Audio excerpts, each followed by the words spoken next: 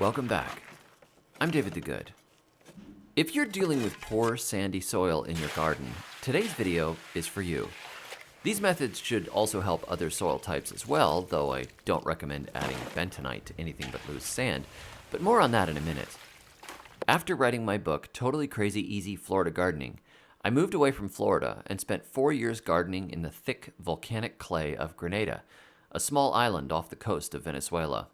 While there, I kept thinking about my years of experience with Florida sand and what could be done to turn that sand into soil.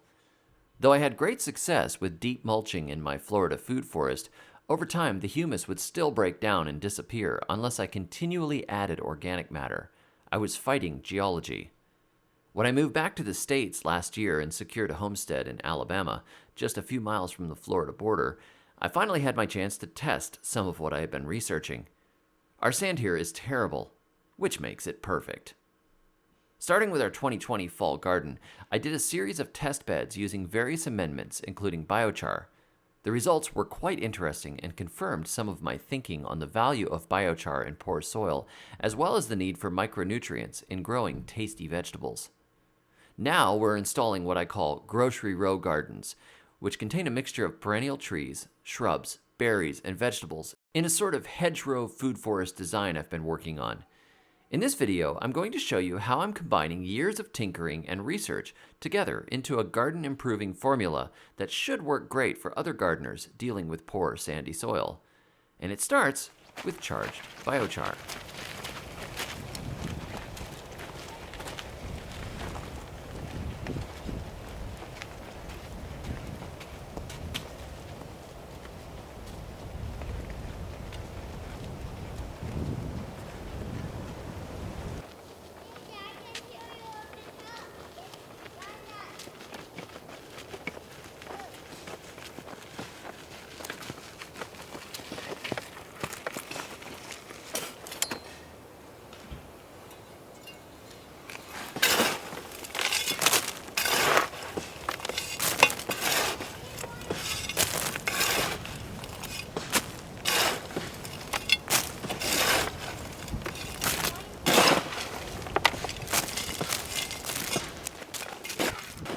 This biochar has been soaked for a few weeks in a combination of Dave's Fetid swamp water, which you can learn more about in my book Compost Everything, along with a 4 times strength dose of Dyna-Gro liquid fertilizer and a similar overdose of Neptune's Harvest fish and seaweed fertilizer. Because it's charged, it won't soak up the nutrients in the soil when applied. This biochar will raise the exchange capacity of our soil, which means plants can get nutrients more efficiently, and act as a battery storing needed elements, as well as serve as a living place for billions of soil fungi and bacteria. Biochar also sticks around in the soil much longer than compost, while acting in a similar capacity. In our fall gardens, charged biochar grew sweet, delicious crops that were light years better than the vegetables we grew with 10-10-10.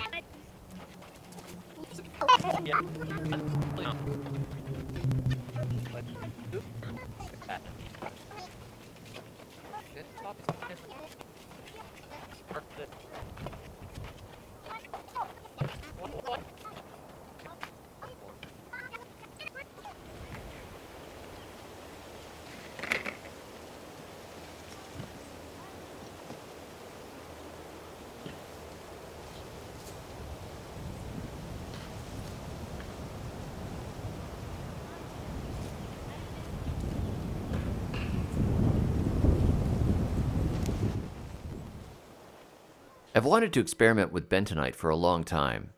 I've read about the use of clay slurries to increase the exchange capacity of sandy soils, as well as increasing the water-holding capacity of the ground.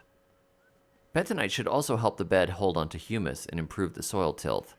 This stuff is just unscented clumping kitty litter, which is a cheap and easy way to get bentonite.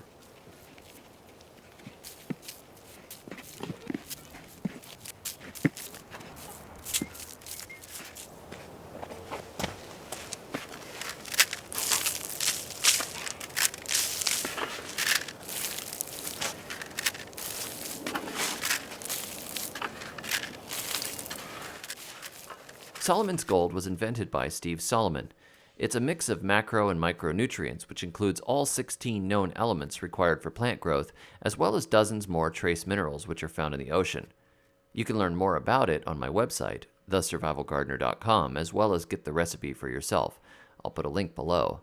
The plants we grew with Solomon's Gold in our fall garden had amazing flavor.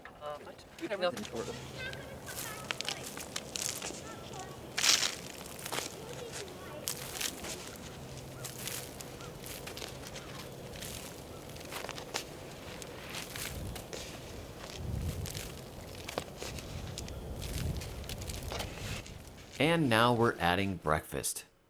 Though oatmeal sounds like a very strange addition to a garden bed, I added it in order to feed the fungal life in the soil. Fungi like to feed on carbohydrates, and oatmeal is cheap.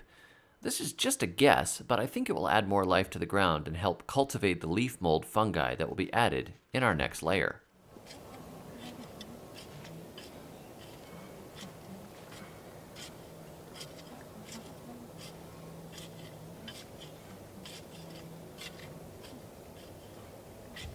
Now I'm just going along and tilling in the Bentonite, Oatmeal, and Solomon's Gold, as well as the Biochar, which will make the nutrients more accessible to plants and change the soil for the better.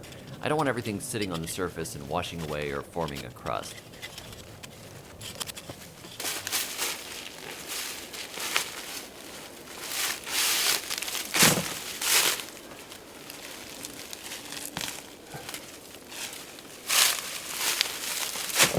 For our next layer, I headed into the woods and I started gathering leaf mold.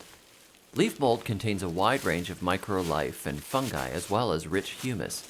It will increase the soil's water retention, feed plants, and increase the diversity of life in the garden bed. I also hope that the life in it will enjoy eating oatmeal.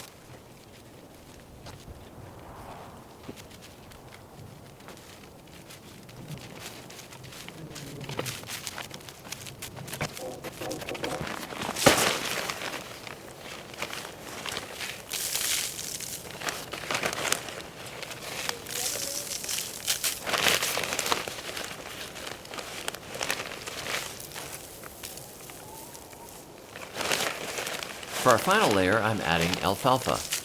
Alfalfa provides nitrogen as well as other nutrients. It also contains a natural plant growth hormone that can increase the growth of your crops. As a mulch in my beds, it will also help keep the previous leaf mold layer from being exposed directly to the elements. Crops we grew with alfalfa meal tasted delicious.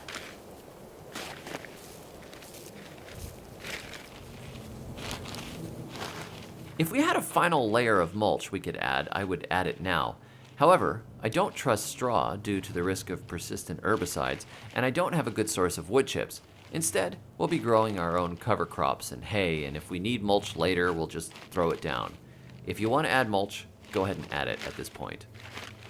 I can't give you solid results on how this bed will do over time. However, I have enough data from my previous experiments to believe that it will be significantly more productive over time than unimproved soil, and definitely much better than just tilling and adding chemical fertilizer.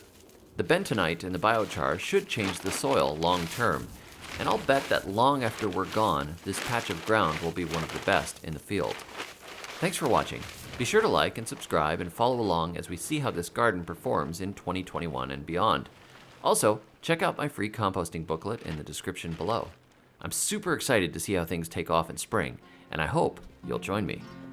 Until next time, may your thumbs always be green. I buried my rabbit beneath the cherry tree one fine afternoon. Someday I know that we'll meet again on a fruit salad spoon. Do you throw banana peels in the trash? Are your coffee grounds also being thrown in the trash? Do you compost ham? Are you sick and tired of all the rules about composting? Do you wish you could compost in a super easy way? And stop throwing things in a landfill? And stop being a terrible person? Click on the link below and sign up and get my new composting booklet, which shows you how to compost easily and simply with hardly any work at all. It's insane how easy it is because it follows natural principles. Sign up now. Quantities are not limited.